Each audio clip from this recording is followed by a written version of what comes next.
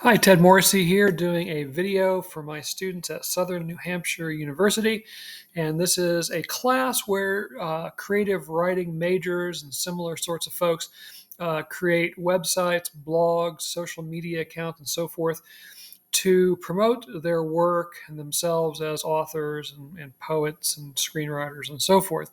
And specifically, what I want to talk about in this video is one of the challenges, maybe the chief challenge of all that, is that all that changes so quickly. So we put a lot of time and energy into kind of figuring out what social media channels should we use, for example, how should we develop them, what kind of content should we include. But meanwhile, those social media channels are constantly changing, which then obviously can impact our plans or how effective our plans might be. Just some examples. I've only been teaching this class since July of 2023. And I've taught it every session since then. So I think I'm 4 or 5 sessions in. I'm about to teach it again. So this is April 2024. So from July 2023 to April 2024, these are just some of the changes that have taken place in the social media world that can impact writers and all sorts of folks in some small ways, but also in larger ways. For one thing, Twitter became X. And that's had all kinds of ramifications for writers and publishers, of which I'm also a publisher.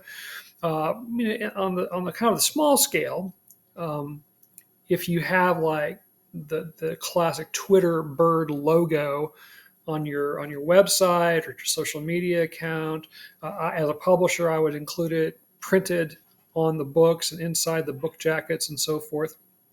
Well, that's obsolete now. Now it's the black X.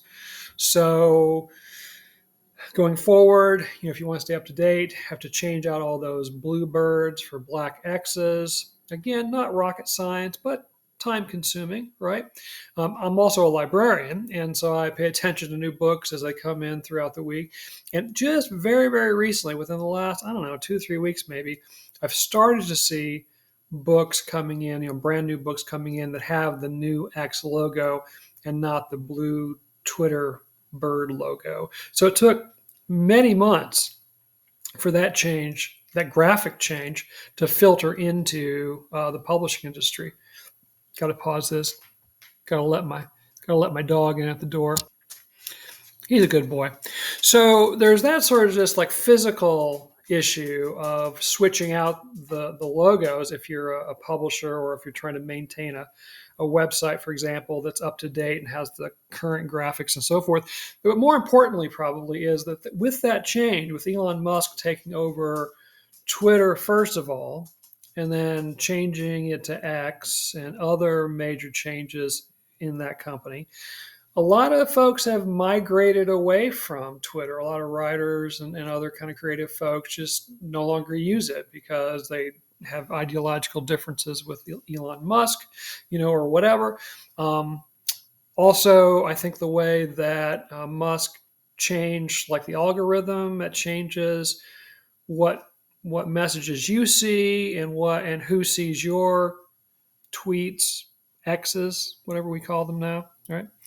So significant, and fundamental differences in the way that platform operates, and that had been, a major platform, and it still is in some ways. But again, a lot of people have abandoned it. I've gone elsewhere where people just aren't using it as much, et cetera. Right. So that's just one change that's happened. Um, in terms of, let me see, what's another example? Oh, TikTok is a big one. So, TikTok is one of the few sites that has a kind of proven track record for helping some writers, particularly self-publishing writers, to really launch a career. I mentioned in my written notes, Colleen Hoover is a good example of that. Right now, Frida McFadden is the author de jour in terms of the book talk hashtag. We cannot keep Frida McFadden's books on the shelf people, they're so popular right now. That's the way Colleen Hoover was kind of a year ago. Still very popular, Colleen, but now Frida's kind of replaced her as the most popular book talk TikTok author, and so that's great.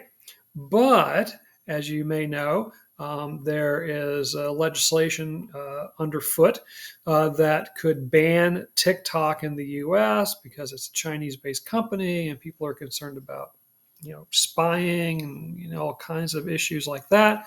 And so that may change in the coming months and may be banned altogether.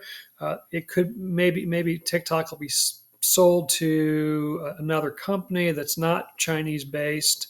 And so that obviously could bring with it all kinds of changes to policy and how the whole thing works and its popularity. Also, about a year ago or so, I read an article in the New York Times that said that the company that owns TikTok is thinking of starting their own publishing company, and they would presumably use the book talk hashtag to promote primarily their own authors, or maybe exclusively their own authors, and it wouldn't be available to just anybody who wanted to put it on their post or whatever. Major changes, right? Also, this happened a little before I started teaching, but not much before.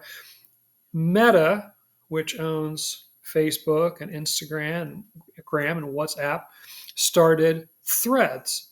And what had happened, I think, was that because of changes at Twitter/X, Mark Zuckerberg and folks smelled kind of blood in the water, and so they wanted to launch a site that could compete with X. So they launched Threads. Hasn't really taken off too much yet, I don't believe.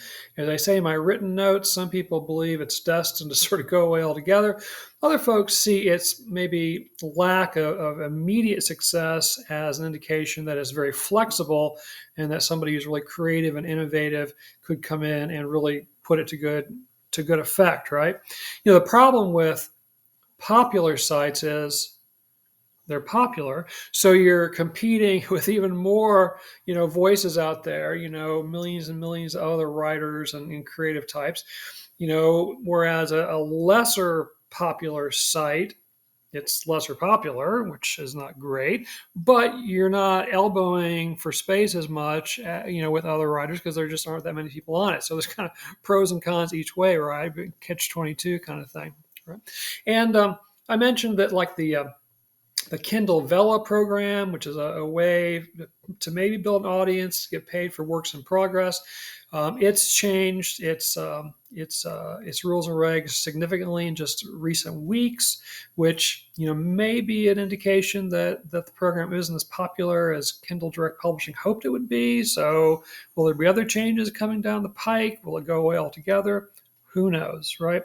So, the point here is that on the one hand, I think it is important to have an online presence, to have a website and or blog, and to have some social media, account of some sort.